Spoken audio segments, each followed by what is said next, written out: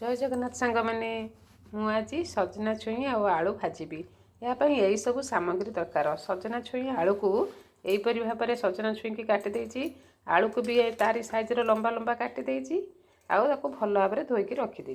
तापर दरकार मसला बाटियापाई सोरिष शुखला लंका 2टा जीरा धनिया आउ हलदी गुंड लंका गुंड यही सब सामग्री दरकार तेल आउ लुण एकू नहीं मु प्रस्तुत करी आज सजना छुई आलू भजा। मसला बाटियापाई 2टा शुखिला लंका किछि सोरिष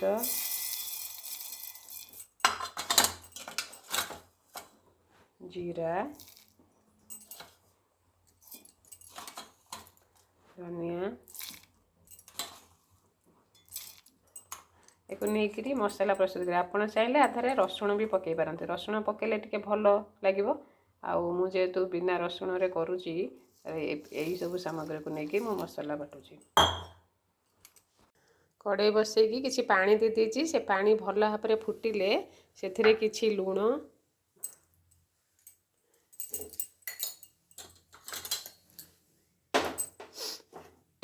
आ किछि हलदी गुंड देई 2 मिनट फुटे देबे।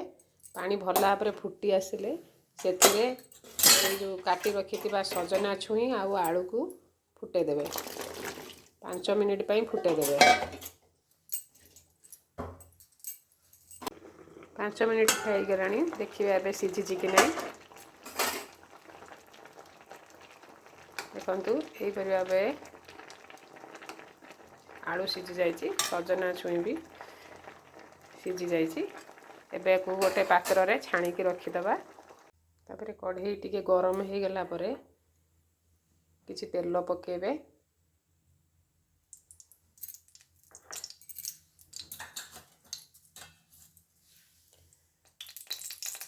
तेल गरम हो गला परे टिके फुटण पकेबे।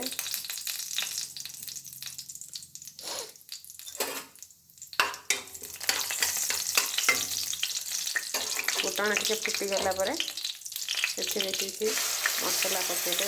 जो बटा मसला बाटी थी टिके पके देइछि।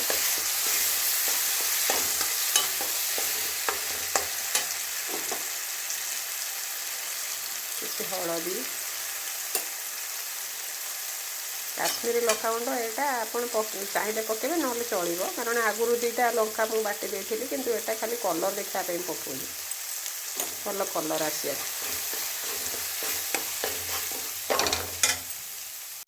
तापर किछि टमाटो कटा भी पकेबे।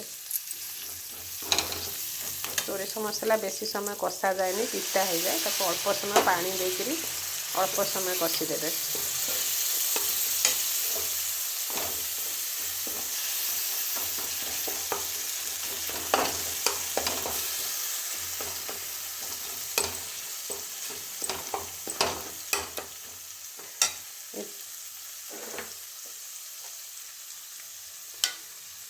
कषि गलानी मसला तापर जो सीझा होता सजना छुई आलू ताकू पकेदेवे।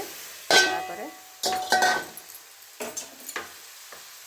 स्वाद अनुसार लुण पकेबे।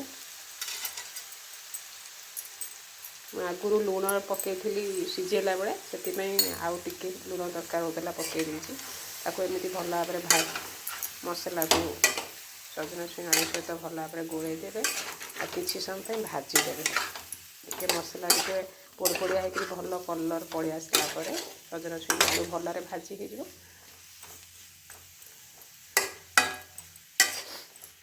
5 मिनिट भाजी देवे भलरे। 5 मिनिट हो गलानी एबे आमर सजना छुई आलू भल भाव में सीझी भी जाइए आउ भलरे फ्राए भी हो जाइए। एक पखाड़ भात सांगरे खाइले तो बहुत बढ़िया लगे किंतु गरम भात सांगरे भी खाई पारे। यहीपरि भाव में थे करके देखूँ निश्चय भल लगे आपको। आपको ये रेसिपीटी मोर भल लगी मो चैनल को लाइक शेयर आउ कमेंट करेंगे। हाँ सब्सक्राइब करा भूलें।